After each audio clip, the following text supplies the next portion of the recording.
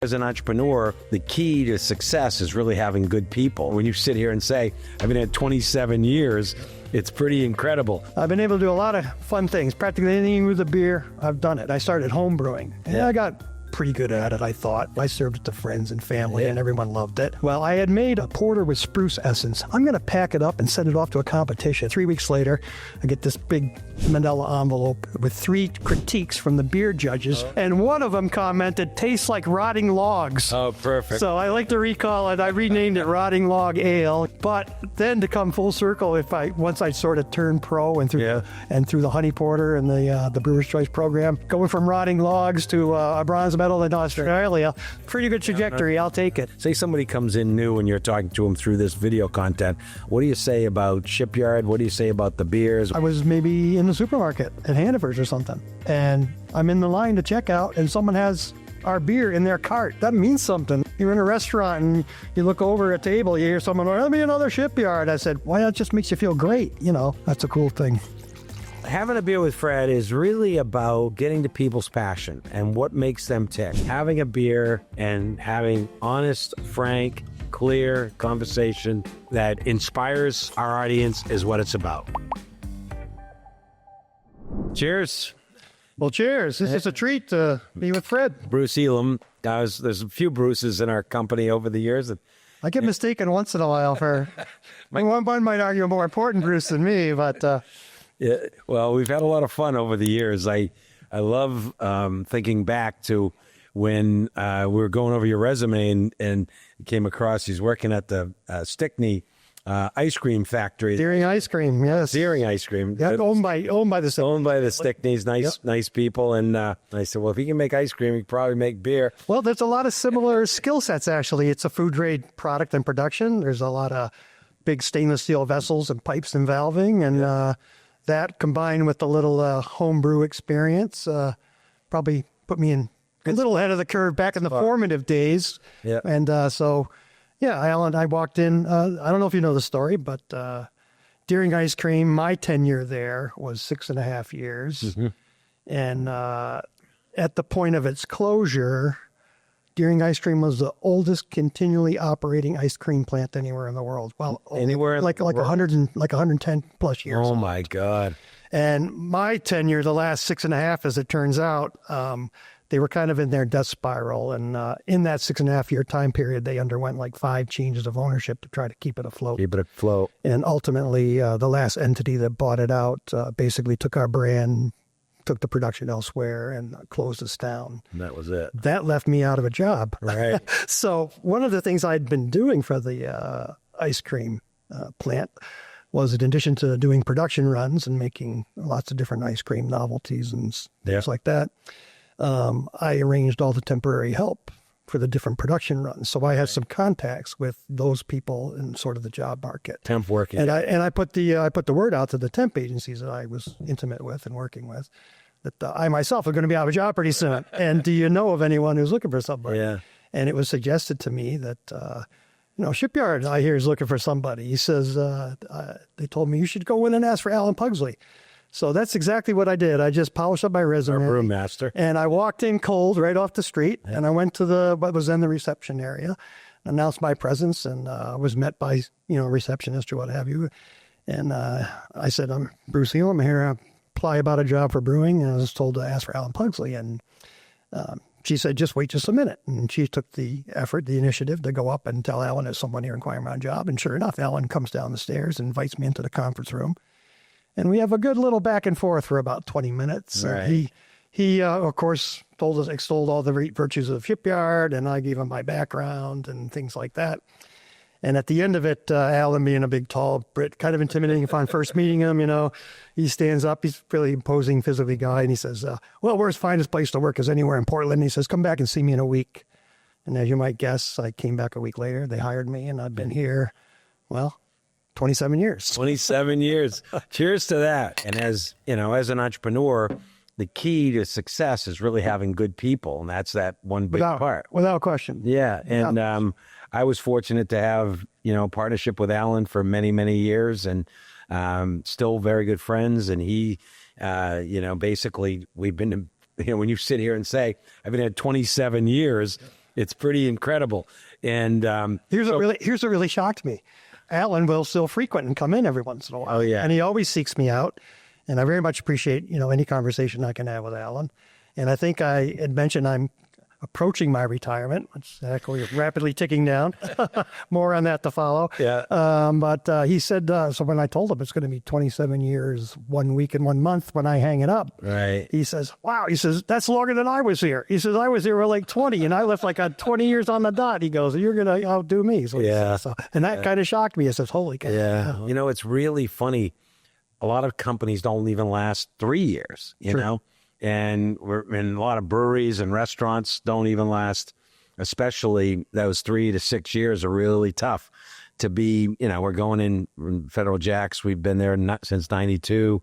And I actually have sold the company to my nephew, Ben Fitzpatrick, and he's learning to brew. Yeah, he's had a couple of good renditions in my opinion. Yeah. So that's a big move for us, or me, transitioning that and him running Federal Jacks and with a team down there. And he's, he worked there growing up. And he was, basically, I remember my sister's passed away from breast cancer, his mom, but I remember him with my sister being there. And so long story short, it's as an entrepreneur, you have these different moments. And one thing I've always tell people about is like, you're the number one UMaine hockey fan. A tad passionate. Yeah. And so consequently, we fed the hockey team for over 25 years. Every year we come down and we much to my delight, by the way. Yes. And so some of the staff here have really enjoyed your stories. Frank in particular, Curran, who's the GM here at the tasting. We're at the tasting room at 27 Hancock Street in Portland, Maine. And he's like, you got to ask Bruce about, just tell a few stories about, well, it started right in this room. Yeah. So I joined the company, and I don't know, I've been here about a year or so. And Nate Garwood was with the company at that time as a sales rep. And Nate is was an Orono grad. He is. He's an Orono grad like I am. UMaine Orono. He is, and he was also local up there too. Right. And he knew some of the players, and he would, he wasn't at their level. He wasn't on the team or anything. Yeah. But Nate's a very personable guy. He's gonna, if he's interested in knowing you, he's gonna know you. And so he got to know some of the hockey players, and fool around with that, knocked around the puck a little bit, and so he had a lot of passion for Maine hockey too. Yeah. So he had made the initial connection to Coach Whitehead. This was his tenure at that point. And there was a game being played down here in Portland annually. Maine comes down and plays a single game here in Portland, and he had probably gotten your blessing to bring them in here to this very room and feed the team, and we had it catered in. Yeah. But he was a little nervous and gun-shy about presiding over the team and running the event itself. And so somehow he got word that, there's another crazy black bear who works for us. Go see Bruce, And he did. He sought me out. And the two of us, kind of had a great time with the initial team meal that we did right here in the Hall of Fame room. And he shortly thereafter, he left the company for a period of time. Yeah. And then I took over the mantle at that point. And with Coach Whitehead's teams, I believe the tenure was well over a dozen, close to 15 years with him. Yeah. And annually, like you had mentioned, we provided team meal. And the first couple were done here. And then they discovered the Ricotta Banquet Center. Right. And they like to use that. It's a great space. It's really geographically perfectly located for if they're going on a trip, on a road game. Yeah. They're going in the Boston area. They can easily swing in off the highway. Great big huge parking lot. Pull the bus right up front. I'm ready there to greet them, give them a team meal. However, they do have to endure my pep talk before I feed them. Right. So I always do something kind of crazy with the pep talk, which is a lot of fun for me. And we feed the team, and that's rolled on through, Coach Gendron, and then now on with Coach Barr. Yeah. And we're continuing to build that relationship. Yeah, no, it's fantastic. And, it's the only Division I team. It's the top ticket. Yeah. It's the top sports ticket in the state. Yeah. So it is kind of fun. And I enjoy supporting it, being a fan, but I'm not a fanatic. I didn't play hockey growing up, but it's great that Maine sports is getting the attention it's getting, and hopefully even some of the other sports up there will. I think so, and I think they have some good people place. I know the hockey program, and I think they got a hell of a coach. And so when you think of your years here, what are some other fun stories? I know that you've had some moments with brewing and then being in the tasting room and then some of the other times. What pops up? Well, a couple things pop up if I'm kind of doing the memory lane. What are the sort of the career highlights? One of the first things out of the ordinary. Well, first of all, just learning the craft under Alan was amazing. Yeah, no, he's an amazing. I mean, it started, well, I have to give my wife a little credit because many, many years ago, for one Christmas, I got a homebrew kit. Yeah. And, it's not all that exciting. It's a plastic 5-gallon pail. It's a couple of tubes. It's a can of wort, extract. It's a couple of hot pellets, so a capper, and it's not, in and of itself, it's not all that exciting. Right. But the idea of making your own beer really struck with me. So what I decided to do was, if I'm going to get into this, I'm going to do a little research. Yeah. So I read Charlie Papazian's A Joy of Home Brewing. Right. Kind of read it cover to cover. And he had a couple of ideas in the book to kind of, augment the really basic kit, to get better results. And he has some terrific charts in there for all the different styles of beers and what the 5-gallon recipes would sort of look like. And you could utilize those, and then you could, add your own touches in and add some things. And so I started that way. I had great success. So when it came time for me to do a job change and I came into Shipyard, I had the home brewing experience. I had some food production great experience with the ice cream. It was sort of a natural fit. But then working under Alan and his team of brewers at the time, that was impressive. Because, Alan learned the science of brewing and malting at the University of Manchester. That's right. And what I came to know, pretty elite program, because some of the brewers at Marston's, Richard Westwood had told me that, and he was running 6 breweries over in the UK, and said, kind of explained the level that was at. And then obviously Alan would come here to do Gary's and then evolve from there. But the neat thing about Alan is he could do a recipe in an hour or 15 minutes. It's incredible. And when we partnered with a larger brewery, had some experience, and they would be working on recipes for months, or even years. Right. And that would do a recipe and kind of nail it. Now, it's easy for brewers to think, oh, what's the big deal? Today, 30 years later, the industry's evolved so much, and the technology to be able to Google something or whatever, but there wasn't that access. No, there wasn't. I mean, you had to go old school. You had to put in your time, and Alan obviously did, not only with his education, but then when he went into brewing, he did it. I mean, he brewed and brewed. Yeah. And, that's the hands-on way, and that's the way we were all taught. Right. And that's a hallmark of the Peter Austin British brewing system that Alan extols. And you would get in, when you were brewing on a regular schedule, what well, a late night guy? Or? Oh, well, it started off as everyone came in at 4:30. Yeah, in the morning. If you were in production, 4:30 in the a.m., that's right. And you would do, in the rotation, well, the first thing you do under Alan's tutelage is you scrub fermenters. Right.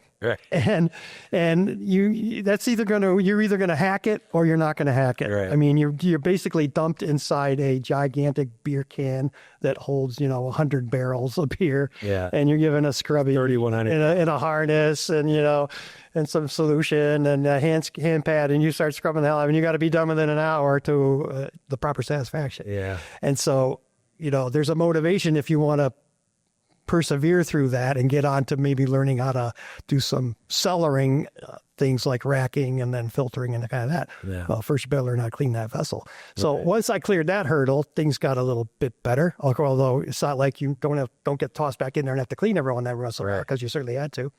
And we were jacks of all trade, because then we would be trained on the cold room work. Yeah. And the next step would be to monitor and control the fermentations. Doing the gravity checks, the temperature checks, so everything goes smoothly with the fermentation. And then once you got through that, you would do the yeast harvesting, and then after you mastered all that, then you would do racking, moving the beer out of the fermenter into a conditioning tank, and then the conditioning tank for another more clarification into the filtration for filtering and carbing it up for bollard kegging, and then it gets sent downstairs. And then when we were slow back in those days, when we were a pretty small operation, then you got sent down to the bottling hall, and you did bottling there. You were the grunts down there, and you were loading on the glass, and you were taking the finish. It wasn't very automated. Palletizing. No, there was a lot of, and it's funny. That's not such a big deal in the packaging, and that automation came and sort of displaced, sort of the grunt work. But I think it was very beneficial that the brewing method I learned was so hands-on, Right. that it wasn't automated. So you actually learned what was important in the different steps of the process. Yeah. And Just the way- Alan had a great way of communicating that, and he made it clear what the standards were. Yeah. And they were the same for everybody. And that gave us the consistency of really making Yeah. world-class. Yeah. So Quality beer. it started with this one, Export Ale, which is still being brewed 33 years And later. I have to Well, it started at Federal Jacks, and then it came to Portland. And there's a period of time, right, where, all these new beers come into the craft sector. Yeah. And there's a thing called, they actually, a lot of the flagship brews like our export, they sort of get ignored. Yeah. They're not being picked up off the shelf anymore because there's so many new things to try. Right.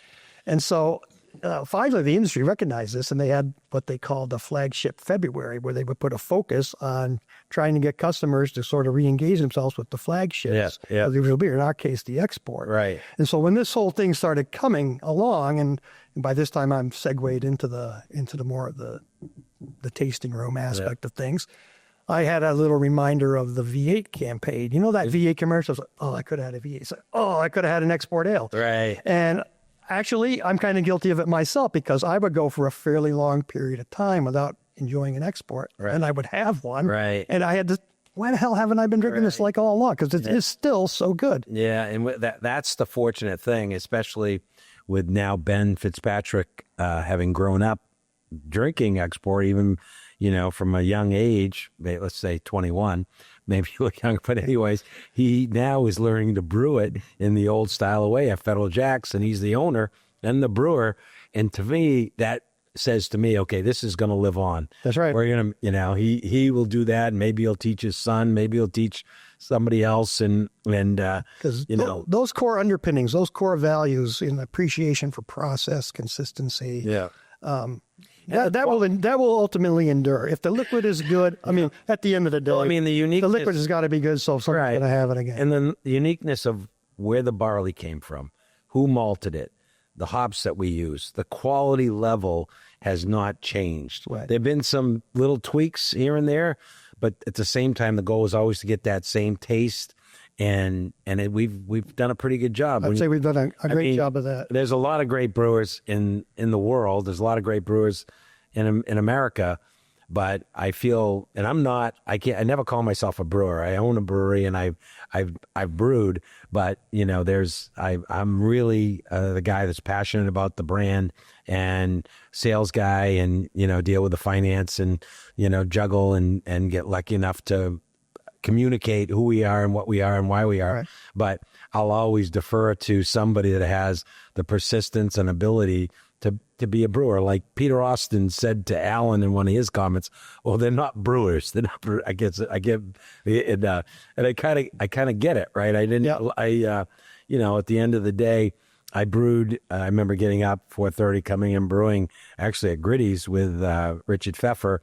And after I got done, he said, "Well, geez, that was a great day. It was great. I had the first step of making a beer, but I walked away saying, I can't do this often. At that time, especially, I wasn't getting up that. You have to be kind of wired for it, I would say. I'm kind of wired that way. I'm very detail oriented. Yeah. I take pride in what I do. Yeah. And as a result of that, once I did kind of, my training got up to stuff and I had the confidence, rightfully or, well, good or bad from my own perspective, I drew the 2 a.m. brewing shift. I remember that. That's why I was asking you.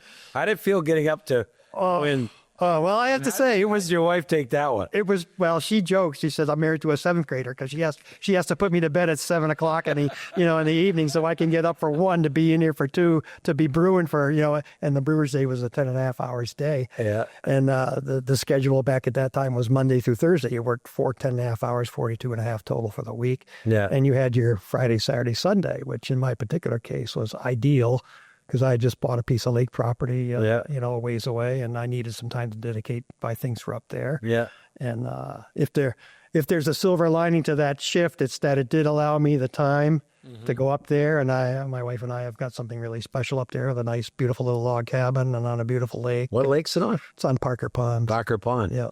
Nice. So we love it up there. And, you know, it's in no small part that, you know, that schedule and, you know, my perseverance and acceptance of everyone here at Shipyard of putting up with me has allowed me to do something meaningful up there too, aside from the brewing side. Yeah, well, you guys are a power couple.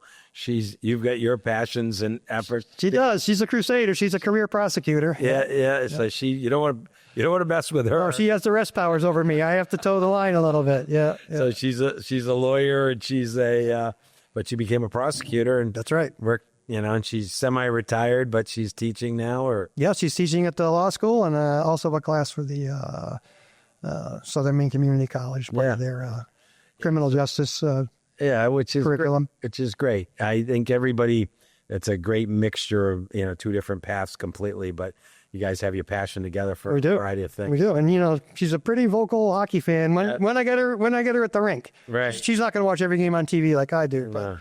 You get her in the rink in that atmosphere, and she could be almost as wild as I get. Yeah, that's awesome. So, what other things pop up? I mean, in the tasting room, would have been in some of the funnest things. I think we evolved this tasting room over time, and now we have a lot of young people. I mean, I hate the word young people, but they look to you for advice, education. In a great extent, like a bit of the culture, right? So when you're talking to them, what do you like to say? Say somebody comes in new and you're talking to them through this video content. What do you say about Shipyard? What do you say about the beers? What do you say about? Well, the first thing I tell them is how easy they've got it from me in the old days. Well, only tongue in cheek. I kind of let them know. Well, I had to do this, and that, and they said, "Oh, thank God, I don't have to do that anymore." So there's a little bit of that, of course. It kind of goes with the territory with a little bit of the age difference between me and.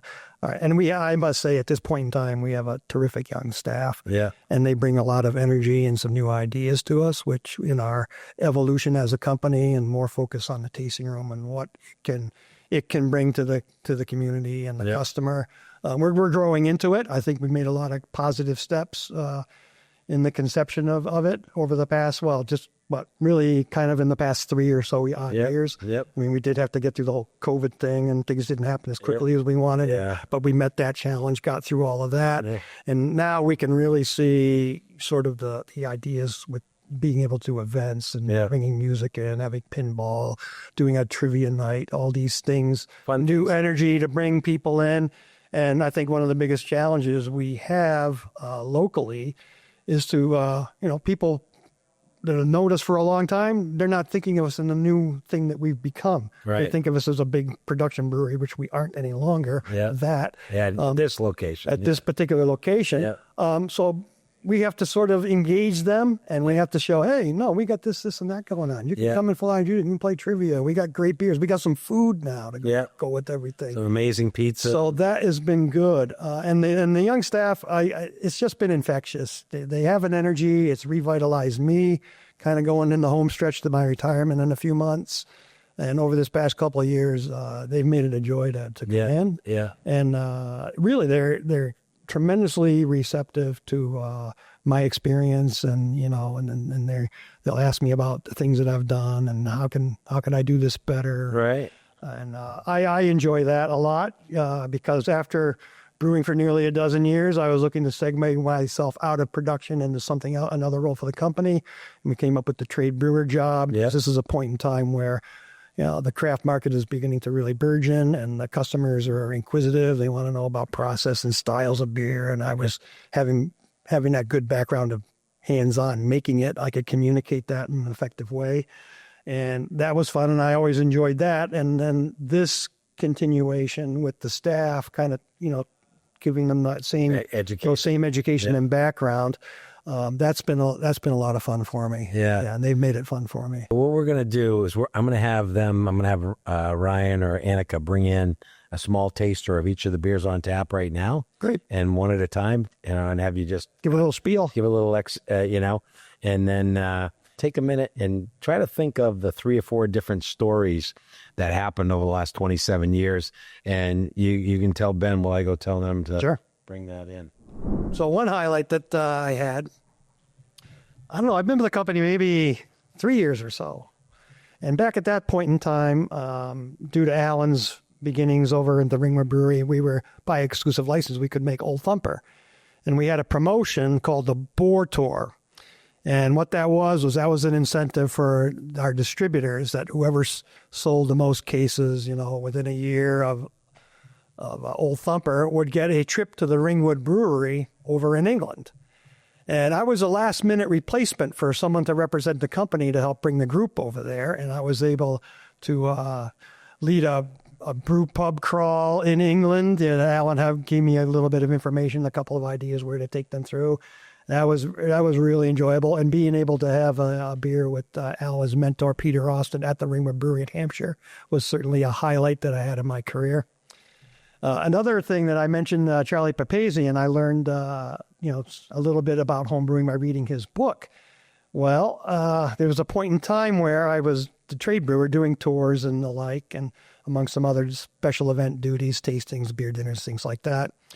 And Alan, out of the blue, gets a email from Charlie Papazian, who was famous for having a yearly tour. He would invite a certain group, I don't know how you qualified for it, but it was a pretty lucky if you were able to get on that annual tour. And he wanted to visit with his group here at Shipyard. And so Alan reached out to me and said, Charlie Papazian is going to bring his group in. Would you like to give him a tour? And I jumped on it. I said, yeah, absolutely, absolutely. So the group came in and I gave him a tour. And it wasn't just a couple days later that Mr. Papazian emailed Alan back and commented about how great a tour that I had given them. And that was relayed to me. And that was a nice feather in my cap since he was in sort of full circle where I'd started homebrewing by reading his book. I was able to meet him and bring his group through a tour, and I got a good feedback personally from him. That was quite a highlight also. Another fun thing I was able to do was I got sent to Canada to pitch the Ontario province government to include Shipyard, to get it approved for a sale in Canada. And that was a really fun trip, and I had a great partner from the marketing department to go up there with me.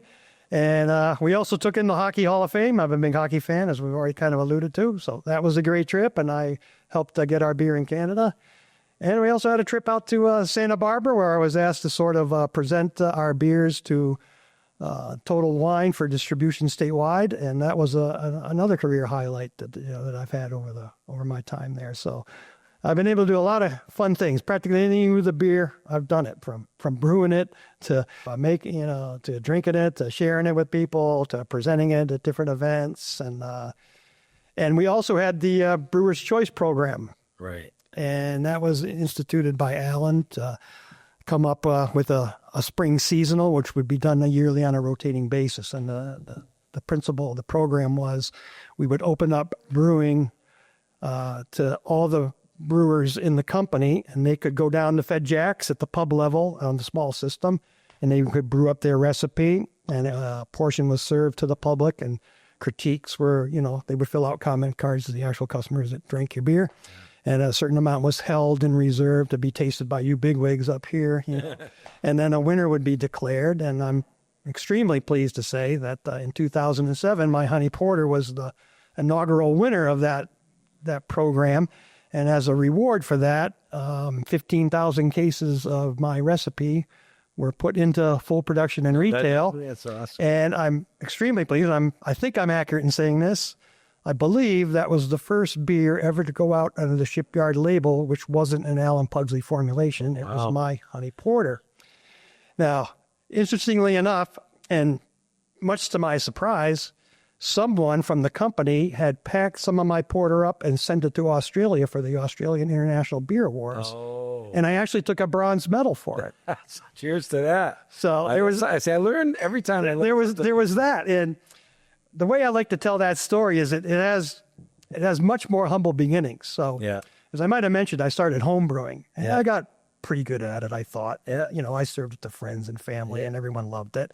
Well, I had made you might recognize I have a passion for porters. I made a porter with spruce essence as a home brew. Oh, nice. Came out really good. And I thought to myself, at the end of the run, after I'd consumed most of it or shared, I had a few bottles left. I said, you know what? I'm going to pack it up and send it off to a competition. I found out about this mail-in competition. So I packed it all up to the specifications, sent it out. Sure enough, about 3 weeks later, I get this big Mandela envelope, in the mail with 3 critiques from the beer judges for this mail-in competition. Yeah. And every one of them, to a man, said, a little heavy on the spruce essence. And one of them commented, tastes like rotting logs. Oh, perfect. So I like to recall it. I renamed it Rotting Log Ale, Frankly, I never made it again. But then to come full circle, once I sort of turned pro and through the Honey Porter and the Brewer's Choice program, going from rotting logs to a bronze medal in Australia, pretty good trajectory. I'll take it. That's awesome. Well, we have Annika here who is at the tasting room, and you're gonna educate her and others that come on board at the tasting room, as you would and have done for many years, about the beers. And she's got 4 to start. We're gonna go through the lineup that we have on draft now. All right, welcome in, Annika. Thank you for having me. Well, thanks for bringing me beer. There's nothing wrong with that. So, it all began here with the export ale. And I like to quote Fred on this, by the way, because I've heard Fred reference his thoughts about export ale quite eloquently and simply as saying, this is like mother's milk, as he likes to say. Yeah. And every time I relay that to a customer, I usually get a little chuckle out of them. And I said, yeah, it's important, And when people build a flight, often they'll overlook the export and they'll pick some of the other things. And then that last one is kind of the toughest one for folks. Mm-hmm. And I'll say, well, they might ask me, what do you think I should have? And I always will defer back to, well, you probably ought to know how it all began and try the original beer. Mm-hmm. So, and again, this was the success of export is what really kind of put us on the map. Because when we went down to Federal Jack's, where we call it the birthplace of Shipyard, the original pub in 92, they chose this beer because we got a lot of French-Canadian tourists down there. They happen to like golden ales. Well, see, Alan knew that going in. So he said, we got to make a dynamite golden ale for them. And, of course, as expected, we knew that those Canadian tourists would latch right on, but so did the locals. And that beer becomes so popular, it's only 2 years later, they're looking to expand production beyond the pub level. And that's when we come here to the Portland waterfront, and Shipyard is established in 1994, all based on the export classic golden ale. Very mild in the hop, very classic, nice, warm mouthfeel, maybe a hint of butter. You want a little sip of that? I'm taking a little sip. Mm-hmm. Excellent. It's always a good one. So, great start. Always a good place to start. Now, that might have been the first beer that put us on the map, but the one that sort of put us over the hump would be our ever-popular Pumpkinhead. And when Pumpkinhead is out, it's available in, something like 40-some-odd states in the country. And most people's first introduction, because of the success of that beer, to Shipyard is through the Pumpkinhead Ale. And because it's been so popular, there's a Smash Pumpkin. Maybe that will crop up a little bit later. An imperial strength version of it. But the really key to this is the balance of the beer. And this gets me to a hallmark of, what Alan instilled in all of us and sort of what the mantra should be for all of our beers. Mm-hmm. And basically, Alan says, if that first glass of beer doesn't taste like a second, then we've already failed. So what he's really trying to harp on there is whatever the style of the beer is, there needs to be a good semblance of balance in the flavor of the beer. Right. That it has a nice drinkability to it. So if we want you thinking long and hard after you've had one, I'm going to have another one. And the Pumpkinhead does that beautifully. It's a flavored beer. It has a nice spice element, particularly in the nose. A lot of our successful beers have a terrific aroma. And that's really key because your main perception of taste all starts right there with your sense of smell. So if that beer smells good to you, I'm more than halfway home to having a good experience for somebody. But yet, and still, at the end of a flavored beer such as this, also our blueberry beer, our peach and grapefruit, our blood orange, at the end of that glass, you do want to feel like you drank a beer, not a mocktail spritzer or something cooler or something like that. And Alan has been able to achieve that with that philosophy, with that balance that we're able to create. And we strive for that no matter what the style of the beer is. Mm-hmm. All right. What do you got next for me?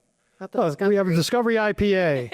So basically, this is sort of a hybrid style. We're taking some of the East Coast elements of the IPA and combining with some of the West Coast elements of the IPA. So there's still a little bit of color because there's still a little bit of the toasted malts from a traditional British style that are used, unlike the New England style where that's all neutralized into just a very, very light hop malt character.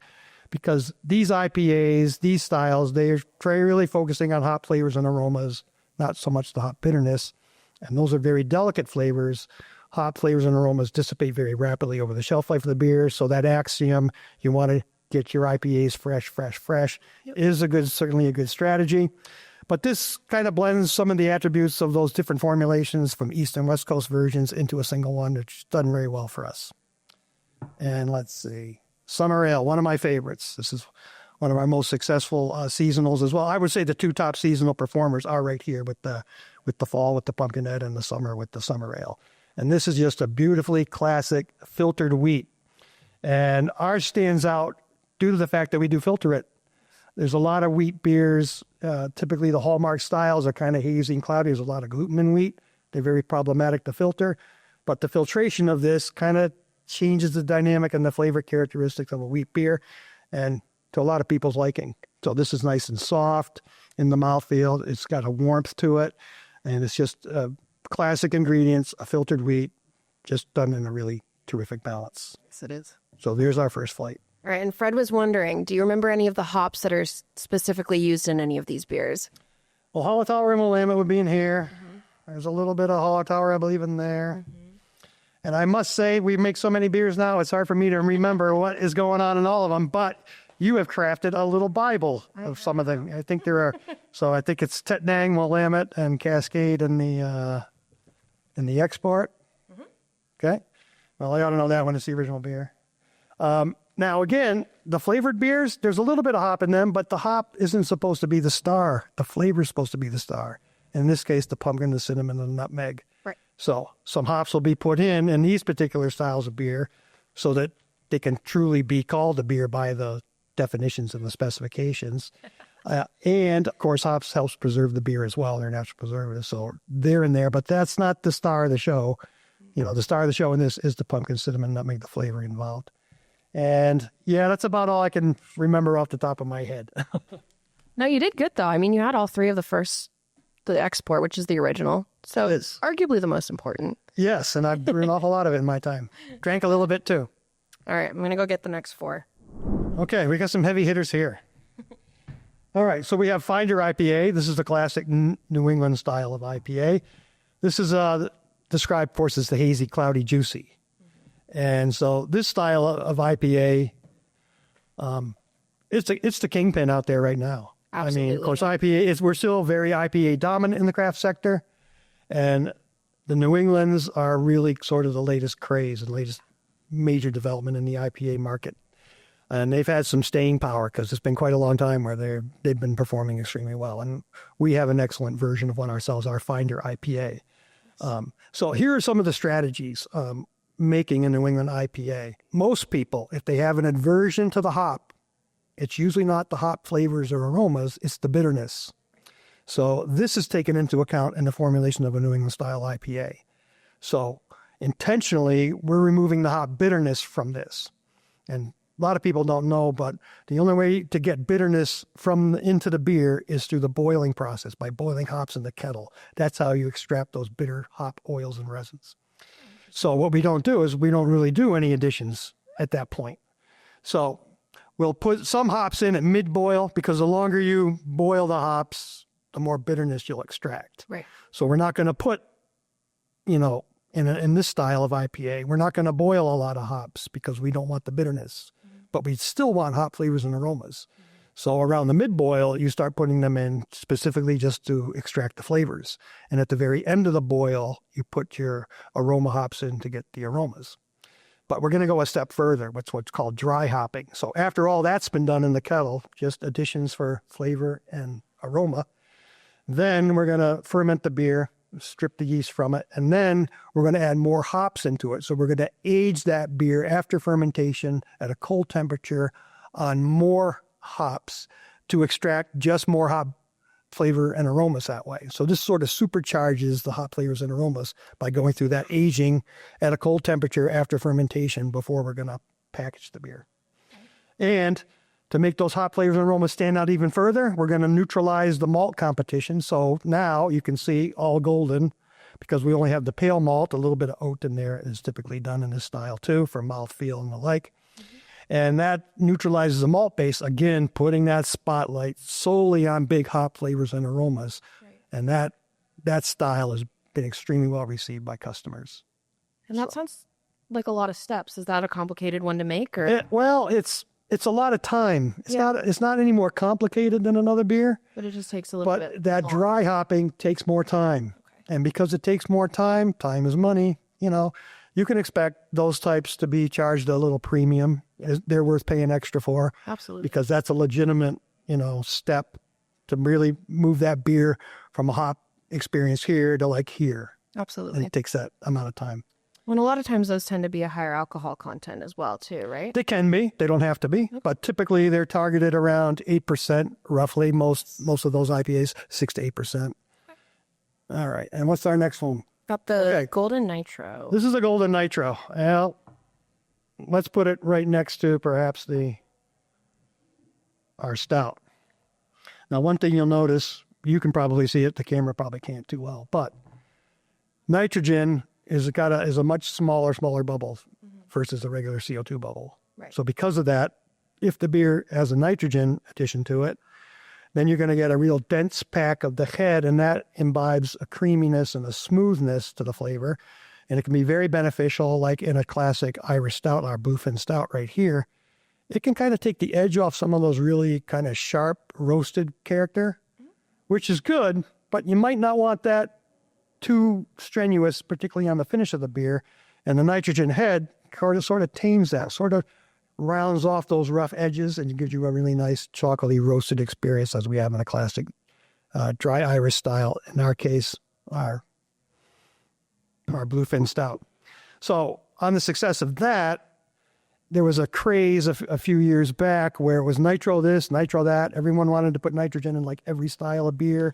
Not all with the success that you have to give props to the Guinness people for coming up with this technology. They kind of got us all going on it. But it started getting put into all sorts of different beers. Right. And I would say with kind of limited success. I think, to my own taste, those rich malty beers are really conducive for that, particularly for those to tame that roasted character with what the nitrogen head does for it. But we tried it in a light, basically our American Pale Ale that we put it into. And again, it just kind of smooths out the edges, particularly on the up front. It gives a nice softness on the palate, a little bit of warmth on the palate. And that's a nice contrast to, a classic bright, light, easy drinking APA underneath it. Right. It's a nice flavor dynamic that goes in there.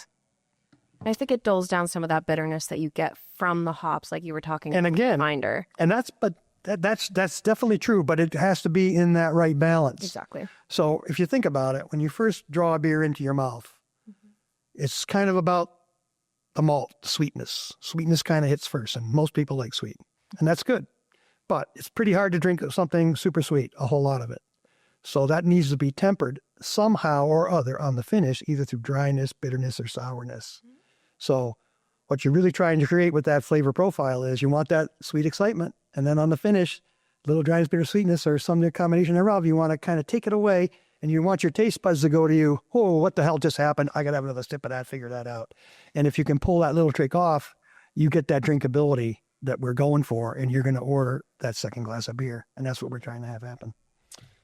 And this leads us to our other big heavy hitter under our Sea Dog branding, which is our Sea Dog Blueberry Wheat. And again, Alan, to his credit, came up with a terrific base beer that allows the flavor to be the star of the show. And the aroma on this is just terrific. So if you smell that, you get that just like fresh picked blueberries. Maine being famous for blueberries, we thought it was pretty important, and we come up with a really fantastic blueberry beer, and we did. And again, it's got that balance, that filtered wheat base. Blueberries got to be the star, but yet at the end, there's a balance that, that was the beer. Exactly. Yep, so that works really well, and it's our top seller in the Sea Dog line.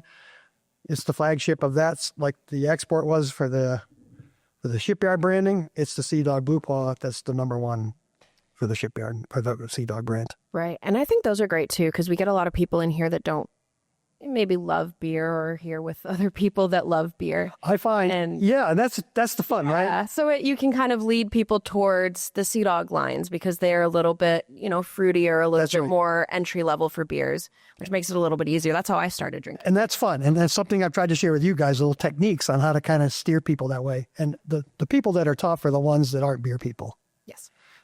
The beer person comes in, they pretty much know the drill. They can pick out what they want. They're fun to deal with, but they're not the challenge. Exactly. And if you like the challenge, then I always say, well, what else do you drink? Mm-hmm. And if they say, if they say wine, or I might say, do you drink wine? And they'll say, yeah. And I say, okay, red or white.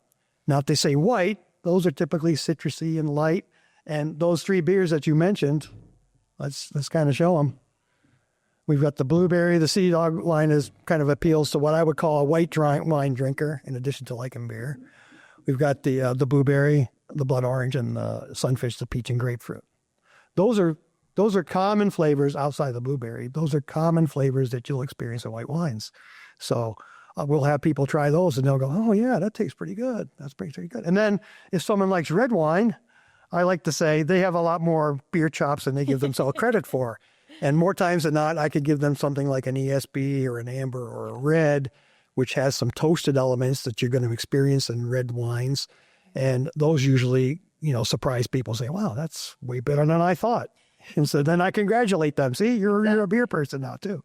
So that's kind of the fun of it. So that's awesome. Think this will wrap us up? I think so. All right, let's check it out. Heavy hitters. Let's check it out.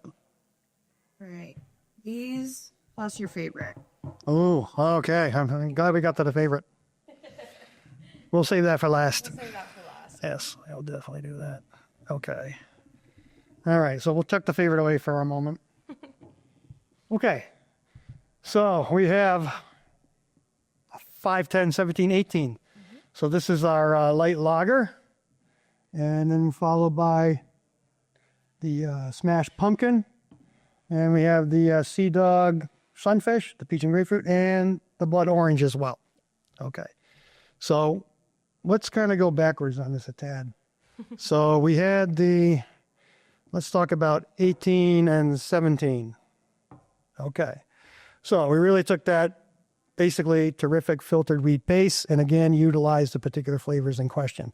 So the blood orange is really nice. What I like about the blood orange is I would say of the 3, the blueberry we should kind of put up there too.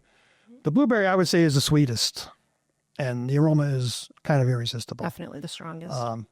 But it's pretty sweet. So that might work for a whole lot of people. Doesn't work for maybe everybody. But what I kind of like about the blood orange is not so sweet, kind of a really nice aroma up front.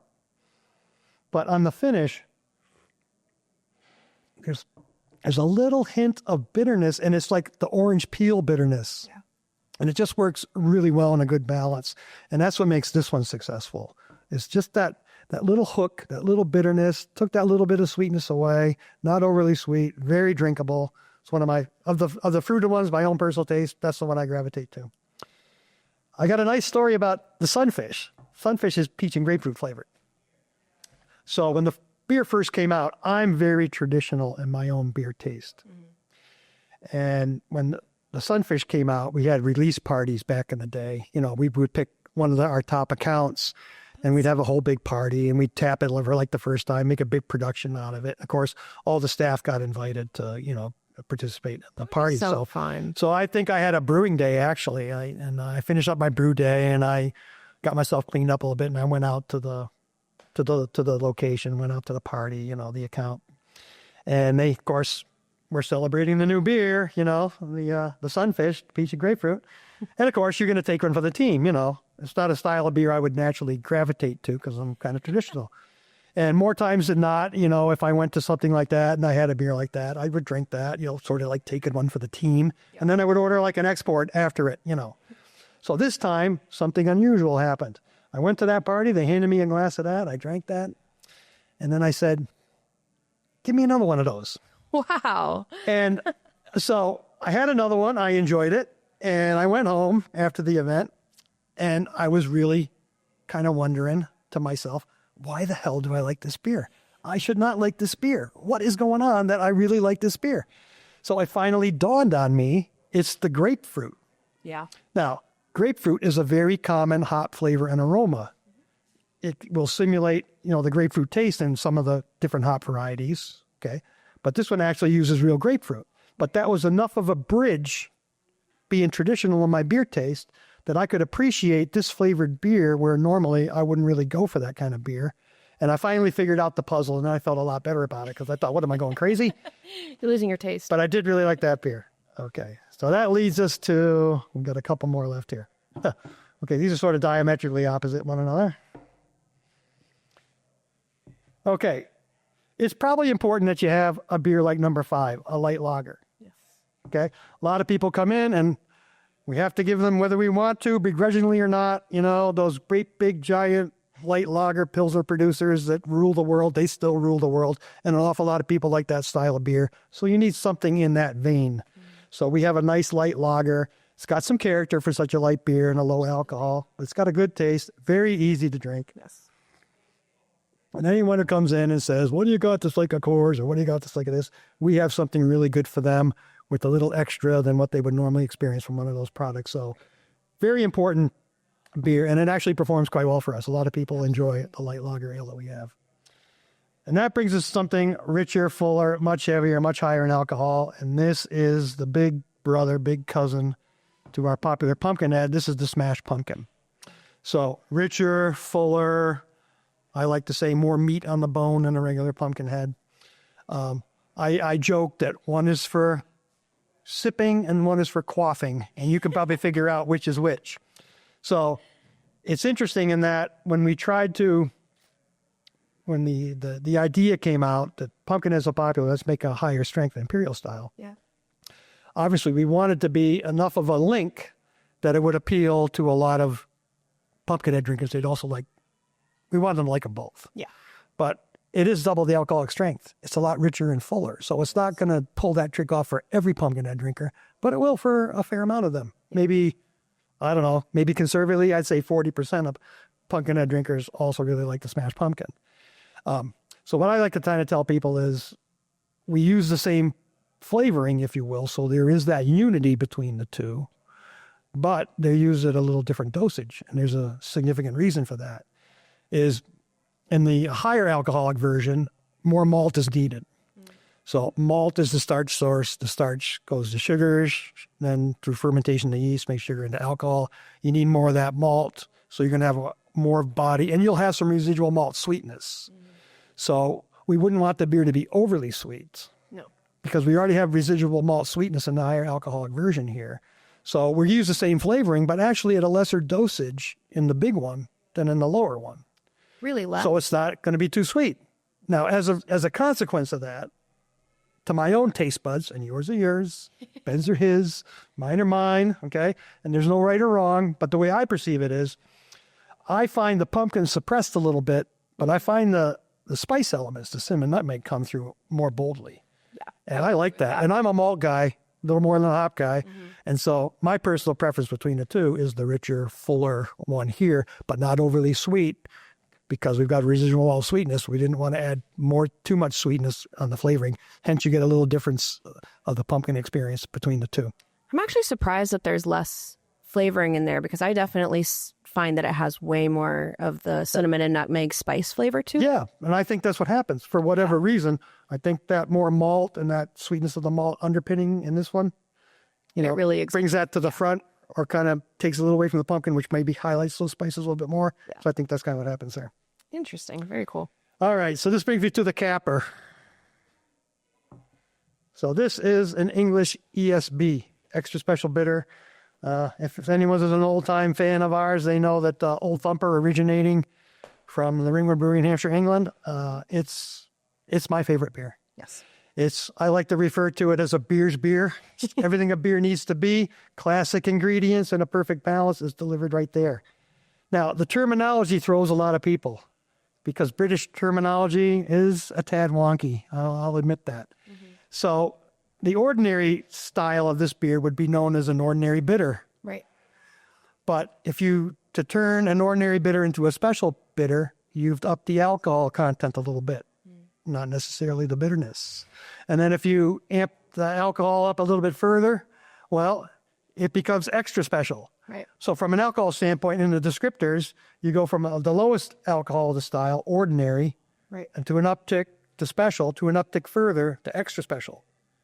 But 9 out of 10 people here in the U.S., you say extra special bitter to them, if they didn't know any of that British terminology, they might interpret it as being a super hoppy beer. Yeah. There's a fair amount of people that don't like hoppy beers, so they would dismiss it out of hand and they wouldn't even try it, which is a shame because when I have people try it, I'll say, was that super extra bitter to you? And they'll say, oh, no, that was really nice balance. So, and that's what I like in a beer. And it's a little more malt centric. So I kind of, and I think it's a nice, well-rounded beer as well, too. Yep. Everything a beer needs to be, I Is like right to there. say, is right there. Awesome.